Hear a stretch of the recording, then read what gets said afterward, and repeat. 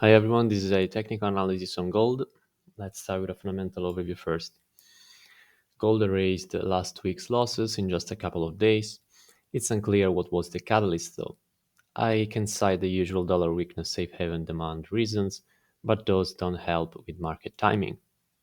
The most plausible explanation could be the recent volatility in some Asian currencies, which would explain the timing and the safe haven demand. Authorities are now intervening, so we could see an ease in the safe haven demand. We have also the FOMC decision tomorrow, and that could be a risk for the bulls, as the Fed is likely to push back against the aggressively dovish market pricing. In the bigger picture, gold remains in an uptrend, as real yields will likely continue to fall amid Fed easing.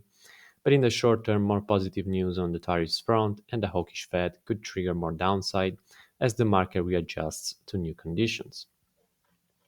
Now on the daily chart, we can see that gold bounced around the 3,200 level and pulled all the way back to the key swing level at 3,370. From a risk management perspective, the buyers will have a better risk reward setup around this major trend line, while the sellers will look for a break lower to extend the bearish move into the 2,957 level next. On the 4-hour chart, we can see that the price recently broke below this 3,258 support, but eventually climbed back above it and extended the rally into the key swing point around the 3,370 level. This is where we can expect the sellers to step in with a defined risk above the high to position for a drop into the major trend line. The buyers, on the other hand, will want to see the price breaking up into a new high to increase the bullish bets into a new all-time high.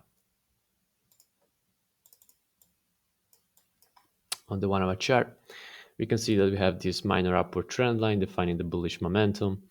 The buyers will likely continue to lean on the trend line to keep pushing into new highs, while the sellers will look for a break lower to target a drop back into the 3,258 level. These red lines define the average daily range for today.